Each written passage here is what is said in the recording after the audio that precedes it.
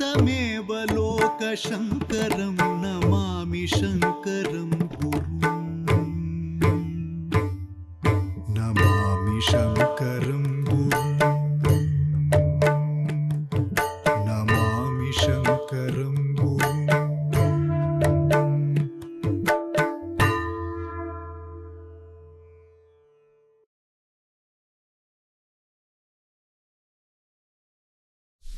माला सुधा कुंभ विबोध मुद्रा विद्याविराजत्करवारिजाताम् अपार कारुण्य सुधाम्बुराशिं श्री शारदाम्बां प्रणतोऽस्मि नित्यं सदाशिवसमारम्भां शङ्कराचार्य मध्यमाम् अस्मदाचार्यपर्यन्तां वन्दे गुरुपरम्पराम्. With pranamas to the Padapadmas of the Ubhaya Jagadgurus. In this series of Punyabhumi Sringeri, we are discussing the factors that contributed to Sringeri becoming a Punyabhumi, to Sringeri being revered as a Punyabhumi. In the last few episodes, we have spoken about the divine Guru Parampara that has flourished in this Kshetra. We have discussed the story of the Tungabhadra river that flows in this Kshetra. And today, we will be discussing one more aspect of this Sringeri Kshetra. The name itself is Sringeri in colloquial usage today, but the name that we see in Samskrita Granthas and in the Puranas is Sringagiri, the Giri, the mountain of Shringa Rishi. This Shringa Rishi is none other than Rishyashringa Maharshi, the son of Vibhandaka Maharshi and the grandson of Kashyapa Prajapati. His story is found in many Puranas as well as the Ramayana and the Mahabharata, and it is his tapas in this location that led this Kshetra to be named after him.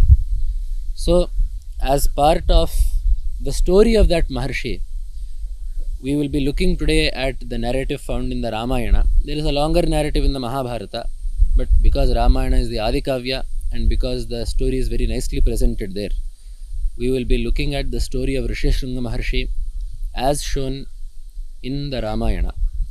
So in the Balakanda itself, as Dasharatha is preparing to do a yaga in order that he may have progeny, the Putrakameshti is actually not in the picture yet. The idea that Dasharatha has is to do the Ashwamedha yaga as per the advice of Vasishtha Maharshi and the other Purohitas. It is at that juncture that once the Ashwamedha has been decided, that Dasharatha's charioteer and minister, his confidant named Sumantra, comes to Dasharatha's chambers in a secluded place and then details to him a particular story that he has heard previously from Sanat Sujata. एतच्छ्रुत्वा रहस्योतो राजानमिदम् अब्रवीत् ऋत्विग्भिरुपदिष्टोऽयं पुरावृत्तो मया श्रुतः. So Sumantra is telling Dasharatha that there is one story that you must know that I have heard the Ritviks tell. Sanat Kumaro Bhagavan Purvam Kathitavan Katham Rishinam Sannidhau Rajan Tava Putragamam Prati. There is a tale that has been told by Sanat Kumara that the Ritviks have also heard and that I have also heard. And this story has to do with your obtaining a child, with your obtaining progeny. Kashyapasya tu putrosti Vibhandaka iti shrutaha Rishyashringa iti khyataha tasya putro bhavishyati. So there is the Maharshi Kashyapa that is famed. He will have a child named Vibhandaka. His son will be named Rishyashringa Maharshi. And it is that Rishyashringa that is now relevant to you. One note here. Some places you will see Rishyashringa, some places you will see Rishyashringa. So the Sha and the Sha both are used. Rishya and Rishya. Both are correct because in Amara the word Rishya is used to mean a deer. So both of these are acceptable. So there is no difference there. Sa vane nitya samvriddhaha munir vanacharas sada nanyan janati viprendro nityam pitranu vartanat.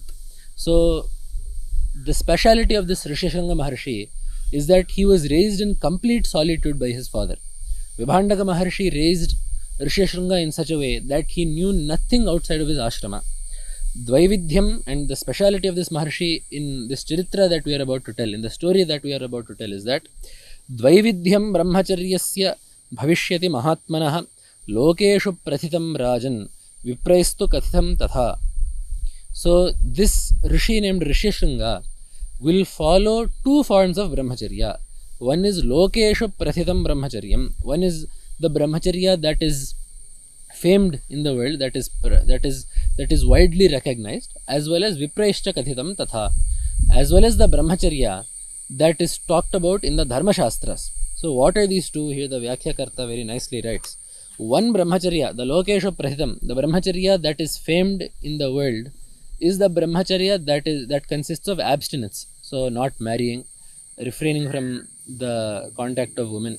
So such Brahmacharya is Lokesha Prathitam. That Brahmacharya is widely known, and Rishyasringa Maharshi has followed this to the utmost extent. The second is Vipraishcha Kathitam Tatha. There is a second form of Brahmacharya that can be practiced by even those who are married in Grahastha Ashrama. So even though they may be married, even though they may even have children, they may even bear children, even then there is a form of Brahmacharya that can be married, consisting of Rutugamana and other sorts of abstinence. So both of these will be followed by the Rishi in this Charitra that we are about to tell. Tasyevam vartamanasya kalas samabhivartata agnim shushrushamanasya pitarancha yashasvinam. He spent his time, Rishyasringa Maharshi spent his time serving his father and doing Agnikarya and Tapas. This was all that he did until he was a young man. Perhaps the age is not told, but we can assume that until he was almost 20 or 25 years old, because he was a Yuva at the time of this story.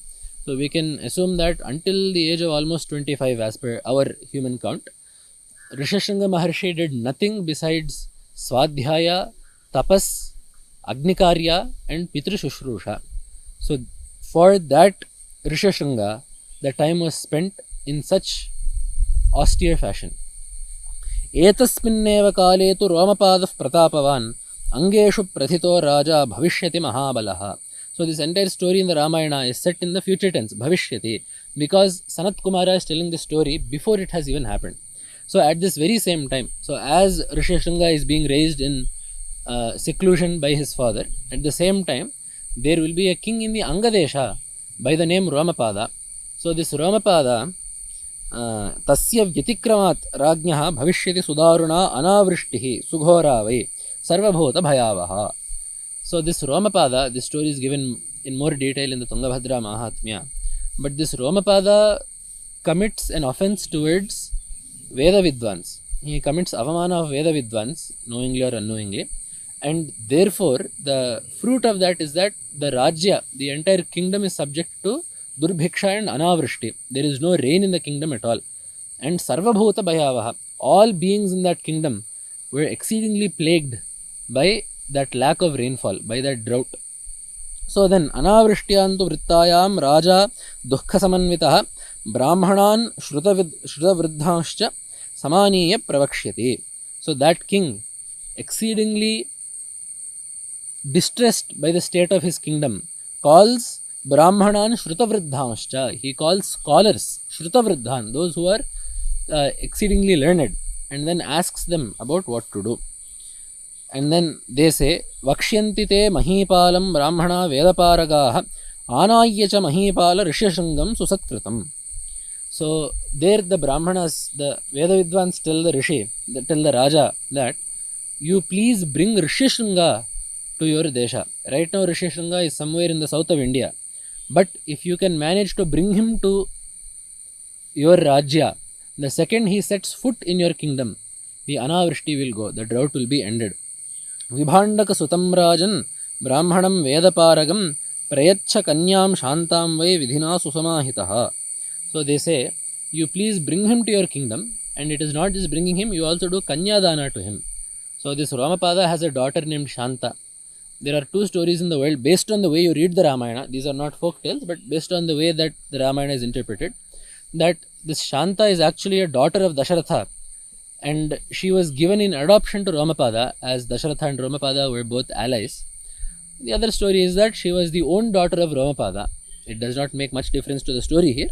But the advice of the Brahmanas and the Veda Vidvans to Romapada in order to avert this drought was, you please bring Rishyasringa Maharshi to your desha and you give your daughter in marriage to him. So here we must pause to think about the repercussions of this and the inner meaning of this. So why is it that bringing Rishyasringa Maharshi is a solution for drought? So we have two parts of the answer that we must understand here. That what has been committed is a papa. So for a papa, there are various ways of getting rid of the papa. The first obviously is through experience, anubhava. Nabhuktam kshayate karma kalpakoti shatairapi is what Smriti is telling us. So unless the fruit of the karma is experienced, the karma will not go. So that karma is currently being, that papa is currently being experienced as the drought. The fruit of the Veda Vidvan Ninda, the fruit of that Ninda that was done of the Veda Vidvans by this Raja is being experienced as the drought in the kingdom. So one way to get rid of this papa, to get rid of this dukkha is to just let it run its course, to experience it until it ends. Obviously this is very tough to do. So therefore it is at this juncture of time that we get prayashchittas. So prayashchittas are karmas that are specified in order to mitigate or avert the fruit of the papa. So whatever karma phala it is that you have to experience, that will either be experienced as part of the prayashchitta, or it will be mitigated due to the prayashchitta, or the prayashchitta will be a kind of a pratibandhaka to it. It will prevent that dukkha from being experienced. So such a prayashchitta must be done. However, we get this in the Tungabhadra Mahatmya that regardless of however many yajnas and yagas that this Romapada Maharaja did, it was not sufficient to mitigate the severity of this papa. Therefore, something more was needed. It is here that we get the solution that the Veda Vidvans here have provided, that the padasparsha of a Mahapurusha is enough to be a prayashchitta. If you have a true jnani, a true tapasvi, a true scholar and person of an austere lifestyle, the mere touch of such a person's feet is enough to cause purity and to mitigate any papa that may have been committed. Therefore, Rishyasringa Maharshi is an ajanma shuddha. Since he was born, he knows no papa at all. Not only does he not commit any papa, there is no papa in his mind as well. Other people that were raised in the world, they may not have committed any papa themselves, but they know what is papa and what is punya. They know that there is both good and bad in this world. However, Rishyasringa Maharshi, being raised in seclusion by his father, is unaware of any adharma at all. He does not even know that adharma is an option. He does not even know that there is something that can be done that is a papa. Therefore, his mind is exceedingly pure. And on top of that, as we have said, he does nothing else besides tapas and vruddha seva of his father. Therefore, you cannot find anyone, or this king would not have been able to find anyone that was more pure than this Rishyasringa Maharshi. Therefore, the touch of Rishyasringa Maharshi's feet is enough to mitigate the papa that was committed and to restore the reins to Romapada Maharaja's kingdom. This is the Vishesha here. This is the specificity of this Sandarbha. There is one more aspect that we must know, that wherever dharma prevails, there Prakriti will be in harmonium. Wherever there are dharmatmas and sajjanas, there the environment will be happy. That is why we find in Mahabharata also, the Pandavas are living incognito in the kingdom of Virata, in the Matsya Rajya, and Duryodhana is looking for them. He is seeking out their whereabouts and is looking for their location so that he can draw them out of hiding and force them again to do Vanavasa for 12 more years. In such a situation, the Duryodhana's spies and emissaries are unable to locate the Pandavas, and at that juncture, Duryodhana goes to Bhishma Pitamaha and asks him for an upaya, for a solution as to how he can find the Pandavas. Bhishma then tells Duryodhana The Pandavas are all dharmatmas. They are exceedingly pure. They commit no papa. Therefore, whichever kingdom that the Pandavas are currently residing in will be happy, healthy and hale. It will rain 3 times a month there. The crops will be bountiful and the people will be happy. So here also in Mahabharata also we see that wherever dharmatmas are there, pure dharmatmas are there, their rainfall will be there, the crops will be bountiful, the harvest will be sufficient, and the environment in general will be very pleasant and peaceful. So in the same way here also, if such a dharmatma, there has been an atikrama of dharma, dharma has been transgressed, which is why the environment also is not in equilibrium and harmony. So for that dharma to be restored, you need a great dharmatma to come back to the kingdom. And such a dharmatma is Rishishringa Maharshi. And therefore, if Rishishringa Maharshi comes back, the environment will be restored to its usual balance. It is a reminder to us today also that for whatever extremities we see in the environment today, it can be extreme heat, lack of rain, extreme cold, heat waves, storms, plagues. These are all generally told in our Shastras to be the effects of an adharmic community. So the more that we follow dharma as a society, the more favorable Prakriti will be towards us. And the flip of this is also true. The more favorable we are to Prakriti, the more environmentally friendly we are, the more environmentally conscious we are, the more dharma we will accrue, and thereby once again Prakriti will be gracious towards us. So this is another message that is hidden in the story of Rishishringa Maharshi.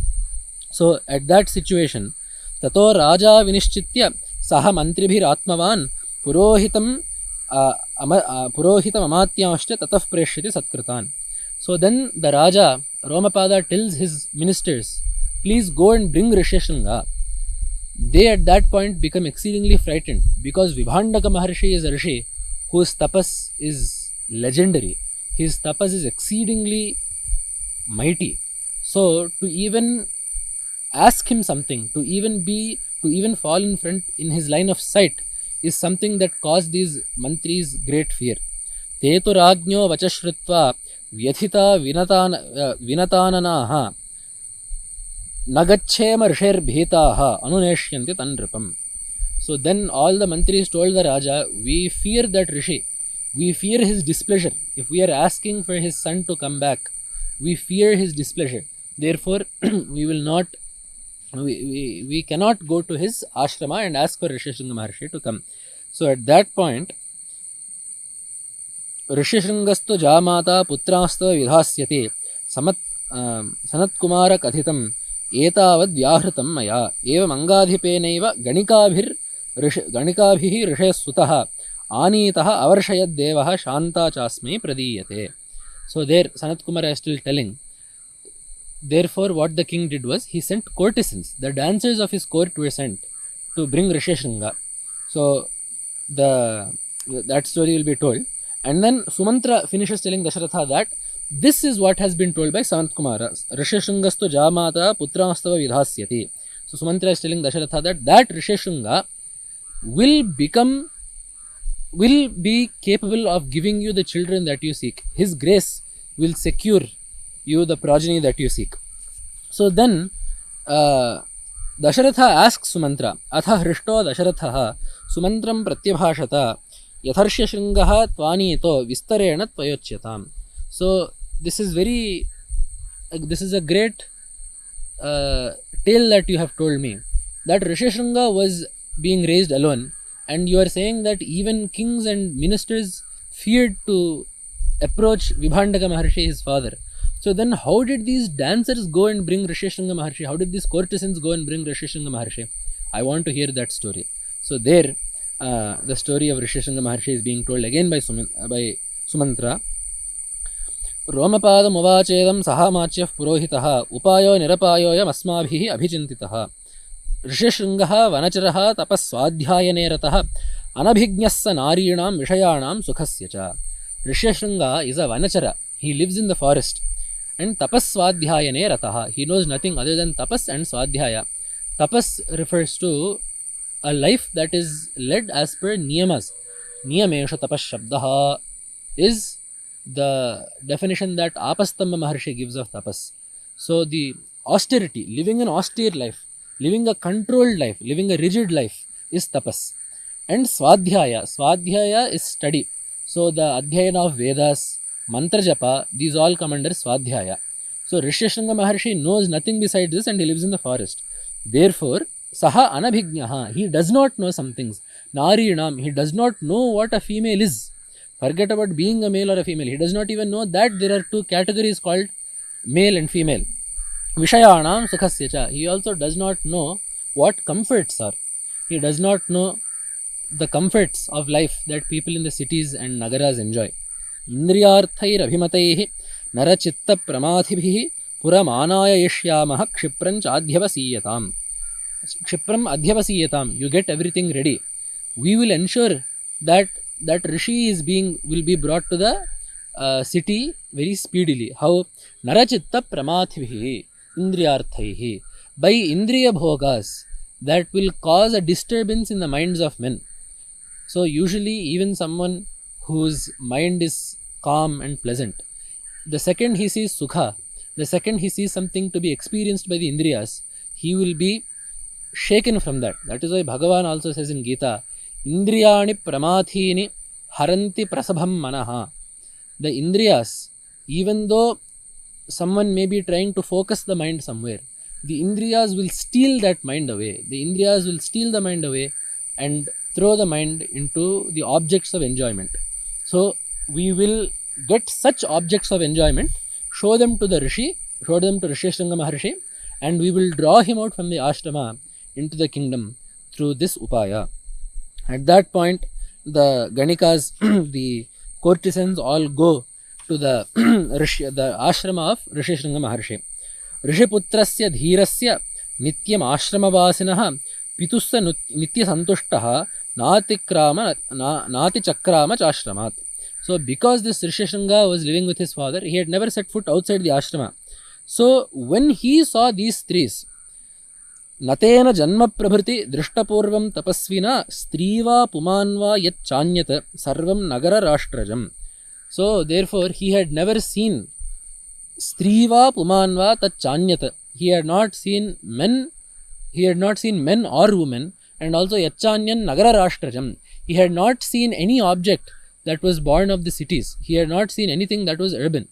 So having seen that, tatah kadachit tam desham ajagama yadrichaya vibhandaka sutastatra tascha apashyat varanganaha. So when he saw these trees, tash chitraveshah pramadaha gayantyo madhuraswarehi rishiputram upagamya sarva vachanam abruvan. So when he saw these trees, they all approached him. How? Chitrabhushaha, chitraveshaha, with garments that Rishyasringa Maharshi would not have seen. He would only have seen vastras made of bark. The Narachira is the only garment that he would have seen. They are all wearing cotton and silk vastras. And Gayantyaha Madhuraswarehi, he does not know anything except Veda Patha. They are singing, so he is hearing music for the first time. Rishiputram upagamya sarva vachanam abruvan. So then all these trees come to Rishyasringa Maharshi and ask him, Kastvam kim vartase brahman jnatum ichhamahe vayam ekastum vijane ghore vane jarasi shamsanaha. Who are you? Why are you roaming around in this vana? What is your name? So having been asked thusly by the trees, Rishyasringa Maharshi replies. And here Valmiki Maharshi tells us the state of mind that Rishyasringa has, because this is one more aspect that we must keep in mind. Although the plan of these trees was to draw Rishyasringa Maharshi out through the use of Indriya Bhogas, Rishyasringa Maharshi was never perturbed by those. Though he had never seen Indriya Bhogas, he was never shaken by those. Adrishta Rupa Stastena Kamya Rupa Vanestriyaha Hardat Tasya Matirjata Hyakhyatum Pitaram Swakam. Tesham Hardat. So he found a certain camaraderie.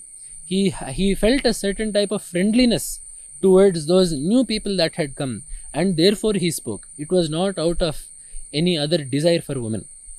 So there Rishyasringa Maharshi is telling, Pita Vibhandakosmakam Tasyaham Sudha Aurasaha Rishyasringa iti khyataha. My father's name is Vibhandaka. I am his Aurasa Suta. I am his own son.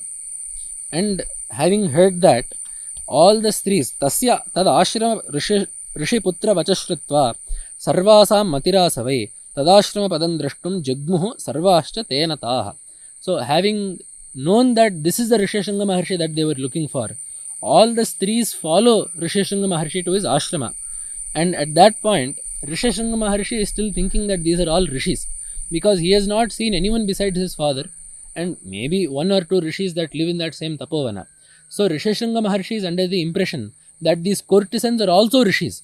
So he calls them to his ashrama, has them sit. Agatanam tataf pujam rishiputras chakaraha. He did all the maryadas that are done to elders that come to the ashrama. Idam arghyam, idam padyam, idam moolam, idam phalam. He gives them all arghya, padya and fruits to eat. That is the maryada, that is the respect that his father taught him to show to elder maharshis. And having thought that these people are also maharshis, he follows the same code of conduct here as well. So then, having obtained that respect from Rishishanga Maharshi, these threes also then tell him, these women, these courtesans also tell him, asmakamapi mukhyani phalani imani vaidvija gruhana prate bhadrante bhakshayasva cha machiram. They tell him, you have given us your fruits. We also have some fruits that we have brought for you from our ashrama. Ashrama means the kingdom. So they say, we also have some special fruits that we have brought from you. You please eat these before they go bad, before it becomes too late. Tataha taha tam samalingya sarva harshasamanvitaha modakan pradadustasmai bhakshamascha vividhan shubhan. So those threes then they all gave him modakas and bhakshyas. They gave him various sweets and eatables that Rishishanga Maharshi would otherwise never have seen in the ashrama. So, but they tell him that they are fruits. So this is what happens on one day. The next day, tato paredyus tam desham ajagama sa viryavan manognya yatra tadrishta varamukhya svalankritaha.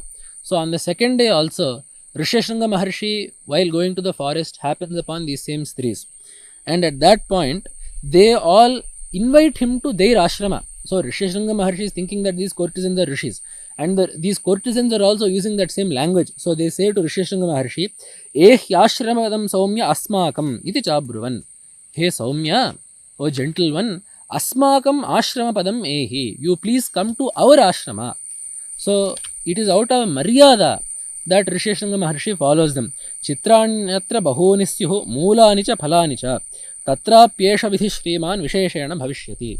So whatever vidhi that you did for us yesterday, whatever maryada that you did for us yesterday, having offered us moolas and phalas, roots and fruits, we will do the same maryada to you. So you please come to our ashrama. This is how the courtesans called Rishishanga Maharshi. So Rishishanga Maharshi followed them out of respect, not out of any desire for those sweets that they had given him, or any desire for the clothes that he had seen, or any desire for the opulence that they had shown. Rishishanga Maharshi, being a Shanta and a Danta, being someone that has followed Brahmacharya for the 25 years that for the 20 or 25 years that he was there, he was not perturbed by the bhogas they showed, but he followed them as a matter of courtesy, as a matter of maryada. That is one thing that we must know. Shrutva tu vachanantasam sarvasam hridayangamam gamanaya matinchakre tancha ninyus tada striyaha. So the stries, all those courtesans have, with the proper maryada, brought Rishishanga Maharshi to the Angadesha. Tatra chaniyamane tu vipre tasmin mahatmani. The second that the border was crossed, the second that Rishishanga Maharshi set foot in the Angadesha, Vavarsha sahasa devaha jagat prahladayam stada.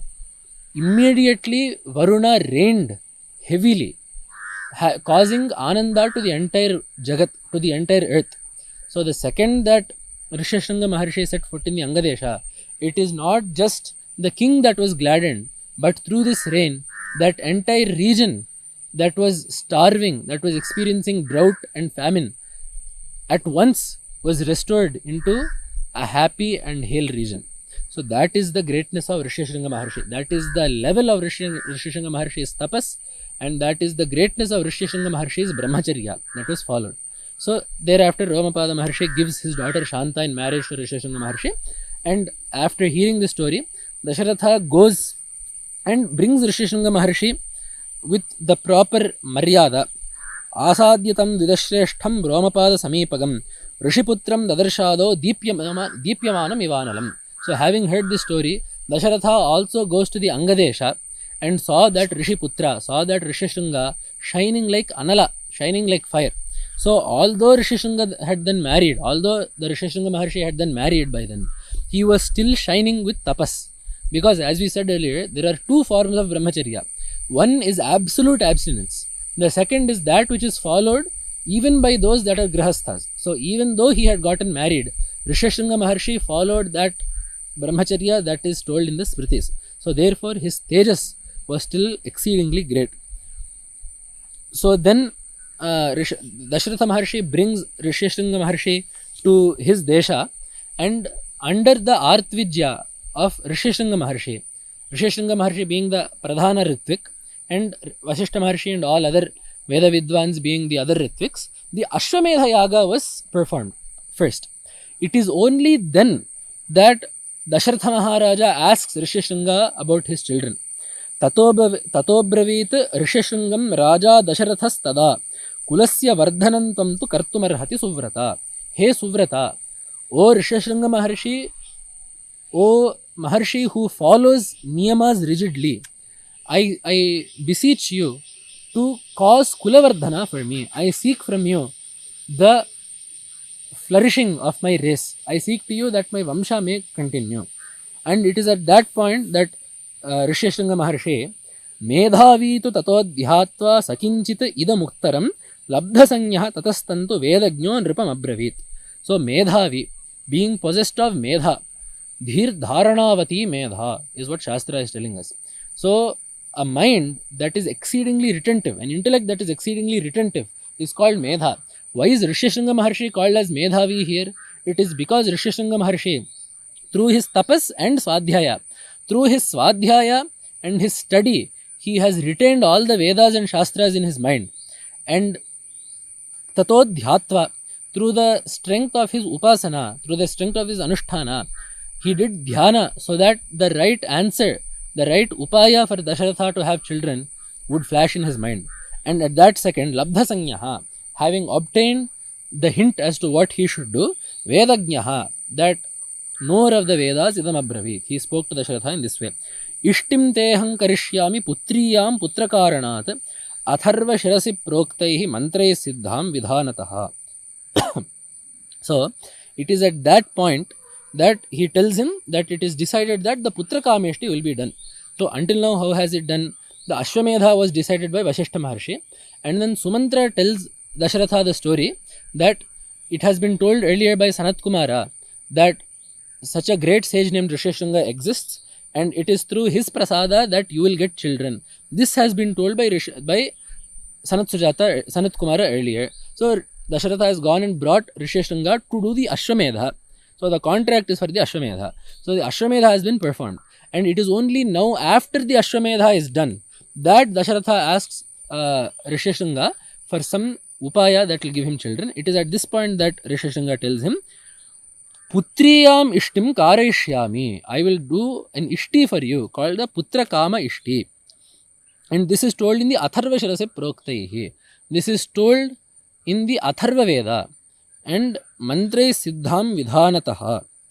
So, thus Rishishringa Maharshi, the great Rishi, the great son of Vibhandaka Maharshi and the grandson of Kashyapa Maharshi, performed the Putra Kameshti for Dasharatha, due to which was born the Purnavatara of Sri Mahavishnu and the Maryada Purushottama, the very epitome of Dharma, the epitome of Dharma, Sri Ramachandra.